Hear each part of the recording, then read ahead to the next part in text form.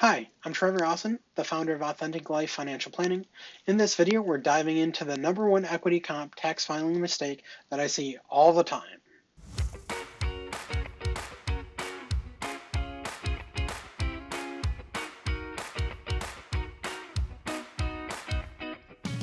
The number one tax filing mistake that I see when it comes to equity compensation, this applies to pretty much all the equity. It applies to incentive stock options. It applies to restricted stock. It applies to non-qualified stock options, ESPPs, restricted stock awards, which are different from RSUs, as well as SARs. Basically, any equity award that you receive, this can come up as a mistake. And that mistake is misreporting your cost basis.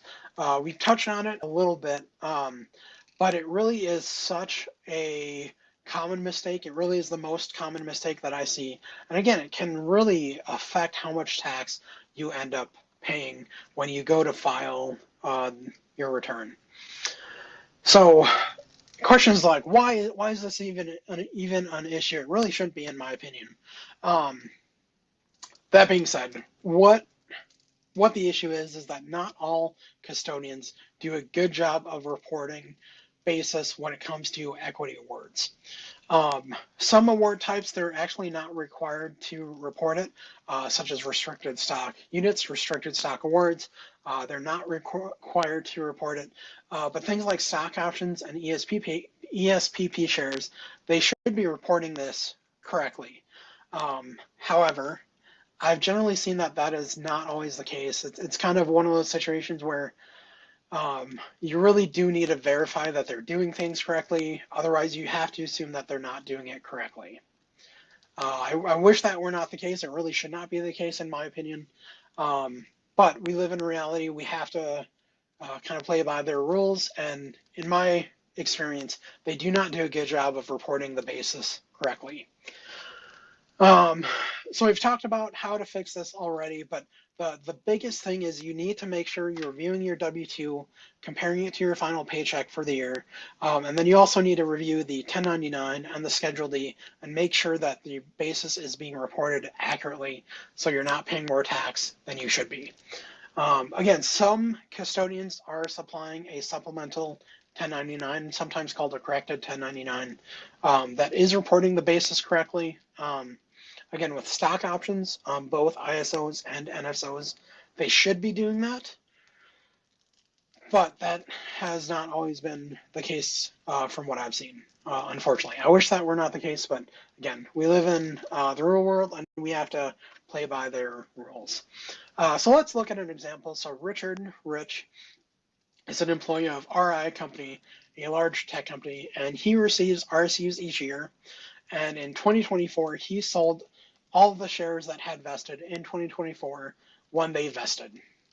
So he had 500 shares vest. The vest date and sale date is the same, so the fair market value on both is $50 per share. And so in 2024, he had $25,000 of vesting value for his RSUs. And the amount that should be included on his W-2 and should be seen in the paycheck is $25,000. And the amount included in the capital gain income for the year should be nothing. As I said, with restricted stock, that is unfortunately one of the equity types that is not required to be reported on. Others are RSUs are not included in that calculation.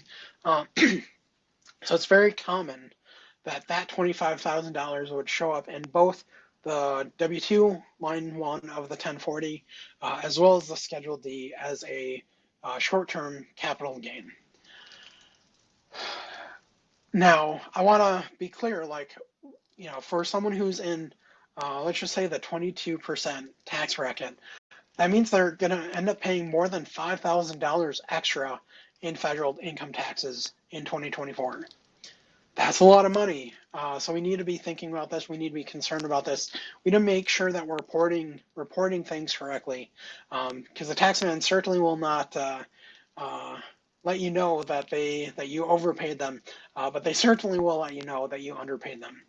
So we do need to be thinking about this. We do need to be aware that this is an issue and how to fix it, because it could result in a huge amount of extra tax being paid unnecessarily. Thanks for watching. If you found this video helpful, please like, subscribe, and drop a comment below with any questions or topics that you would like to see covered. Financial planning is all about creating the life you want. Let's build it together.